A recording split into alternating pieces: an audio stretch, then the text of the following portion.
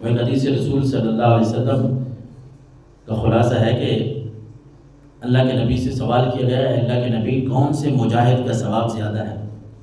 آگے رمضان المبارک میں ہم روزہ رکھیں گے نا، اس کا بھی ساتھ تذکرہ ہے کہ جہاد کرنے والے تو بہت سارے ہیں، تو اللہ کے نبی سے پوچھا گیا کہ اللہ کے نبی کون سے مجاہد کا ثواب زیادہ ہے کہ ہم کہیں اس کو زیادہ ثواب ملے گا؟ تو اللہ کے نبی نے فرمایا جو اللہ کا ذکر کرنے والا ہے، جہاد کے ساتھ ساتھ جو رب کا ذکر کرنے والا ہے، رب اس کو زیادہ ثواب عطا فرمائے گا۔ اور پھر سوال کیا گیا کہ اے اللہ کے نبی روزہ دار جو لوگ ہیں جو روزہ رکھتے ہیں، ان میں روزہ داروں کو تو ثواب ملنا ہی ہے روزے کی وجہ سے، لیکن روزے کا ثواب بڑھتا کیسے ہے؟ کس روزے دار کو اللہ ثواب زیادہ عطا فرماتا ہے؟ تو اللہ کے نبی نے فرمایا ذکر اللہ، جو اللہ کا ذکر کرنے والا ہے اللہ اس کو روزوں کا ثواب زیادہ عطا فرماتا ہے۔ اور پھر اسی طرح نماز، حج، زکوٰۃ کا کہ اے اللہ کے نبی یہ ساری عبادتیں ہیں، جو بندہ یہ کام کرتا ہے اللہ تعالیٰ کی طرف سے اسے ثواب تو ملتا ہے، لیکن زیادہ ثواب نماز، حج، زکوٰۃ میں کس کا ہے؟ تو اللہ کے نبی صلی اللہ علیہ وسلم نے فرمایا جو اللہ کا ذکر زیادہ کرتا رہتا ہے اللہ اس کو اس عبادت میں زیادہ ثواب عطا فرماتا ہے۔ حضرت ابن عباس رضی اللہ تعالیٰ عنہ، بلکہ اس سے پہلے ایک مسئلہ ہم سمجھ لیں کہ اللہ کے نبی نے فرمایا جو شخص کامل وضو کرے نا، مکمل وضو کر لے اور پھر آسمان کی طرف دیکھ کے نا وہ پڑھے اشہد ان لا الہ الا اللہ واشہد ان لا الہ الا اللہ وحدہ لا شریک لہ واشہد ان محمد عبدہ ورسولہ، دوسرا کلمہ شہادت۔ اللہ کے نبی نے فرمایا اللہ کے ذکر میں پاور اتنی ہے، یہ طاقت والا اتنا ہے کہ اللہ کے نبی نے فرمایا جو وضو کرنے کے بعد آسمان کی طرف دیکھ کے کلمہ شہادت پڑھتا ہے اللہ کی طرف سے اس کے لیے جنت کے 8 دروازے کھول دیے جاتے ہیں، جس میں سے چاہے جنت میں داخل ہو۔ لیکن یہاں یہ مسئلہ سن لیں کہ انگلی کھڑا کرنے کی کوئی حدیث مبارکہ میں روایت نہیں ہے، وہ نماز میں ہے کہ جب اشہد ان لا الہ الا اللہ کریں تو انگلی کھڑی کرنی ہے، باقی کسی جگہ پہ مثلا ہم جب وضو کرتے ہیں نا اس کے بعد انگلی آسمان کی طرف کر کے اشہد ان لا الہ الا اللہ پڑھنا یہ روایت نہیں ہے، بلکہ اللہ کے نبی نے صرف آسمان کے دیکھنے کی بات کی ہے۔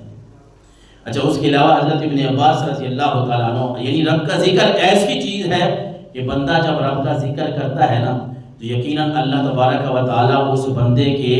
دل کو بھی گناہوں سے پاک اور صاف فرما دیتا ہے اور اس کی عبادت میں لذت بھی عطا فرما دیتا ہے۔ حضرت ابن عباس فرماتے ہیں قال رسول اللہ صلی اللہ علیہ وسلم من عاجز منکم عن اللیل ان یکابدہ، اور فرمایا وباخل بالمال ان ینفقہ وجبن من العدو ان یجاہدہ فلیکثر ذکر اللہ۔ خوبصورت حدیث مبارکہ ہے کہ اللہ کے نبی نے فرمایا کہ تم میں سے جو بندہ راتوں کو نہ جاگ سکے نا، آپ نے یہ سنا ہے، پڑھا ہے، ہمیں پتہ ہے کہ رات کو نماز پڑھنا، تہجد کی نماز پڑھنا، نفل ادا کرنا بہت بڑا اس کا اجر و ثواب ہے، بہت بڑا اس کا اجر و ثواب ہے، لیکن اللہ کے نبی صلی اللہ علیہ وسلم نے فرمایا تم میں سے کوئی بندہ اگر رات کو جاگ نہیں سکتا نا، اور فرمایا اللہ کے راستے میں خرچ کرنا، اس پہ بھی ہر بندے کا دل کرتا ہے لیکن بعض اوقات انسان کی توفیق نہیں ہوتی، اتنی استطاعت نہیں ہوتی، پیسہ ہے نہیں خرچ کرنے کے لیے، اور پھر اللہ کے نبی نے فرمایا بندہ جہاد کرنا بھی چاہتا ہے، ہر بندے کے ذہن میں ہوتا ہے،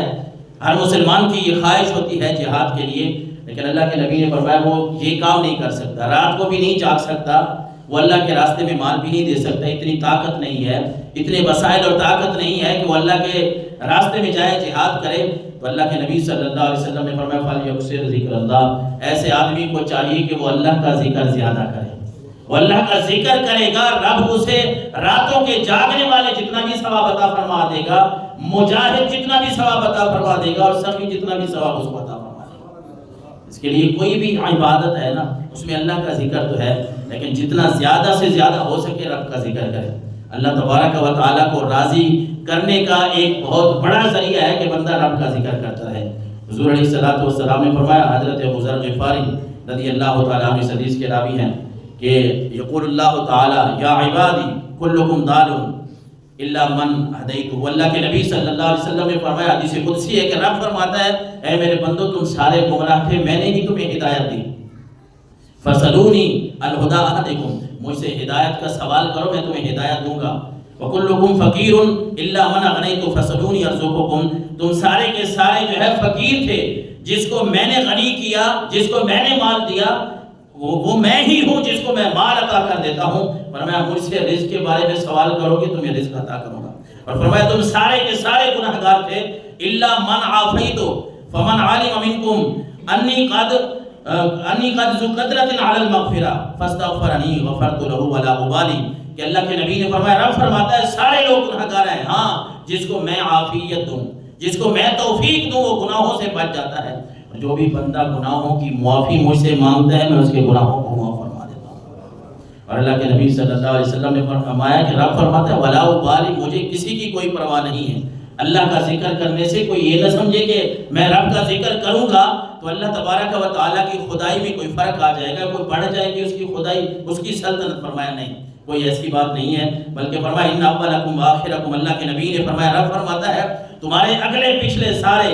حیکم میتکم، تمہارے زندہ، تمہارے مردے، تمہارے خشک تر جتنی بھی امت ہے، اللہ کے نبی صلی اللہ علیہ وسلم نے فرمایا، رب فرماتا ہے اگر یہ متقی اور پرہیزگار بندے جتنے ساری کی ساری کائنات متقی اور پرہیزگار بن جائے نا، پھر بھی میری بادشاہی میں مچھر کے پر کے برابر بھی فرق نہیں آتا۔ اور فرمایا یعنی کوئی یہ نہ سمجھے کہ میں اگر بہت نیک ہوں یا میں اللہ کا ذکر کرتا ہوں تو اس سے کوئی اللہ کی خدائی میں، خدا کی خدائی میں کوئی فرق آ جائے گا، نہیں۔ اور یہی بات ہے اللہ کے نبی نے گنوا کے فرمایا تمہارے اگلے پچھلے، تمہارے میت، تمہاری ساری کائنات کے اگر سارے کے سارے بھی بدبخت ہو جائے نا، گنہگار بن جائے، پھر بھی میری خدائی میں کوئی فرق نہیں آنا۔ لہذا تم اگر ذکر کرتے ہو تو یہ اللہ تبارک و تعالیٰ کی طرف سے نفع ہی تمہیں ہی ملتا ہے،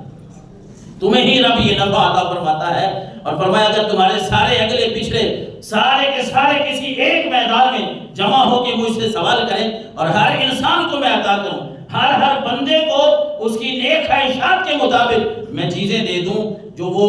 مجھ سے توقعات رکھتا ہے، فرمایا پھر بھی میری بادشاہی سے کچھ بھی فرق نہیں آتا۔